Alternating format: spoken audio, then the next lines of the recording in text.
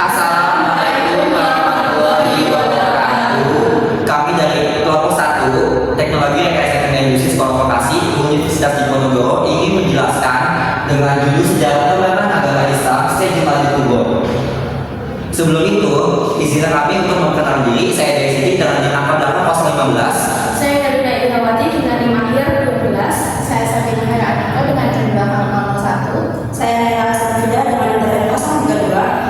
Saya Rita Indarti dengan nomor NIM akhir 044. Saya Jamul Air dengan NIM terakhir 003. Nah, pada presentasi kali ini kita akan membahas tentang biografi Syekh Jumadil Kubro yang adalah sejarah Syekh Jumadil Kubro yang ketiga penyebaran Islam dan terakhir adalah silsilah.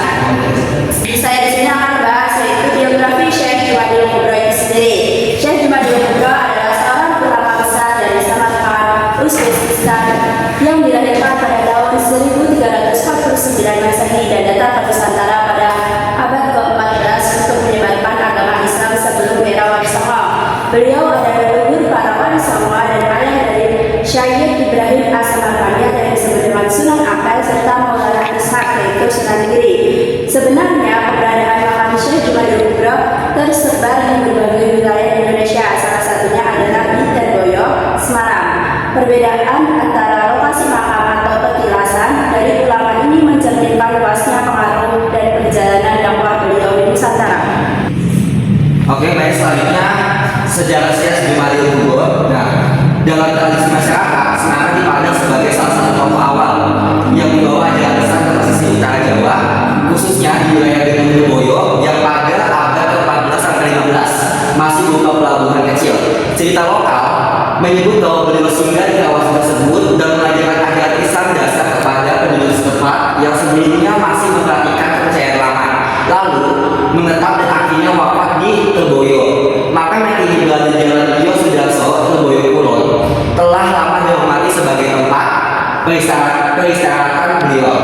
Walaupun belum ada bukti arkeologis atau naskah kuno yang dapat memastikan keberadaan Syekh Jumadil Kubro di Semarang, situs makam tersebut tetap dianggap penting karena menggambarkan kuatnya peran tradisi lokal dalam sejarah masuknya Islam di pesisir Semarang. Selanjutnya kita akan membahas proses penyebaran Islam oleh Syekh Jumadil Kubro itu sendiri. Yang pertama itu dakwah melalui pendekatan sofistik. Nah, dakwah Syekh Jumadil Kubro ini dilakukan melalui tasawuf dan juga pembinaan spiritual sehingga masyarakat Jawa menerima Islam tanpa merasa mereka di kampus. Contohnya itu dengan ajaran zikir dan juga tasawuf serta menyampaikan lewat keterangan akhlak dan sebagainya. Pendekatan sofistik ini dianggap paling efektif di masyarakat agraris spiritual di Jawa. Lalu yang kedua ada mengajarkan Islam lewat pendidikan dan juga pembentukan komunitas. Nah, beliau ini membangun komunitas-komunitas kecil atau seperti pengajian dan mengajarkan dasar-dasar Islam seperti akhlak, fikih, dan juga tauhid kepada masyarakat. Nah, strategi pendidikan ini kemudian menjadi fondasi Islamisasi yang lebih luas. Selanjutnya pada poin ketiga yaitu ada akulturasi budaya Jawa Islam. Dakwah Syekh Jumadil Kubro menyesuaikan diri dengan budaya Jawa seperti penggunaan simbol-simbol lokal, kesenian dan adat setempat, pendekatan bahasa dan tradisi masyarakat. Metode ini membuat Islam diterima tanpa konflik sosial sehingga menghasilkan proses Islamisasi yang berlangsung halus dan bertahap. Selanjutnya pada poin keempat yaitu hubungan dengan bangsawan Majapahit.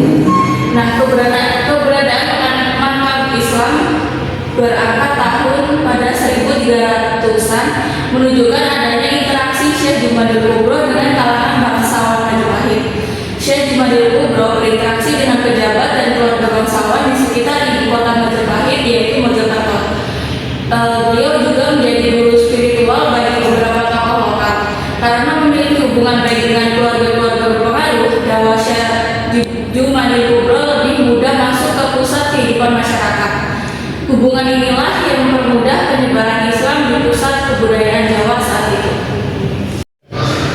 Berikut adalah silsilah dari Syekh Jumadil Kubro, di mana pada awal mulanya itu Nabi Muhammad SAW menikah dengan Siti Khadijah dan menghasilkan keturunan bernama Siti Fatimah. Kemudian Siti Fatimah menikah dengan Sayyidina Ali bin Abi Thalib mengisikan keturunan nama Sayyid Sultan Abu Abdullah Husain, dan mengisikan keturunan lagi nama Sayyid Sultan Kabir Muhammad Ali Zainal Abidin. Kemudian menikah dengan Siti Fatimah binti Sayyid Ali Husain, mengisikan keturunan kelima bernama Sayyid Sultan Walid Zainal Ali.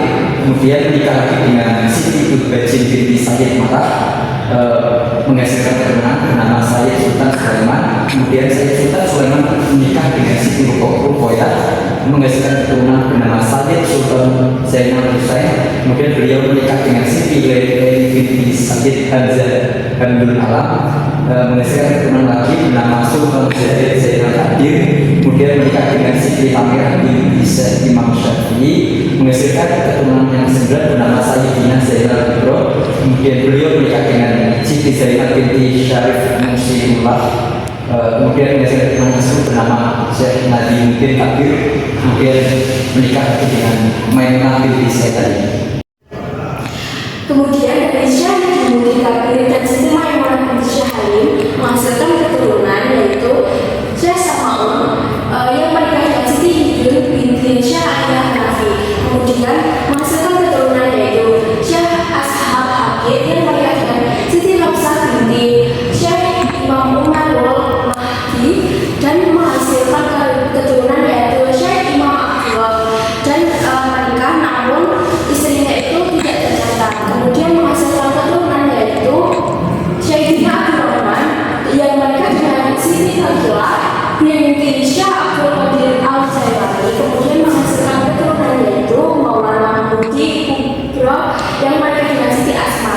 Kemudian menghasilkan keturunan yaitu Syekh Sumadil Kabir yang menikah dengan Siti Zumroh binti Maulana Mudi Kubro. Kemudian menghasilkan keturunan yaitu Syekh Sumadil Kubro Asma. Berikut daftar pustaka yang kami gunakan untuk membuat presentasi. Mungkin itu saja dari kelompok kami. Apabila ada penyampaian yang kurang berkenan, mohon dimaafkan. Wassalamualaikum warahmatullahi wabarakatuh.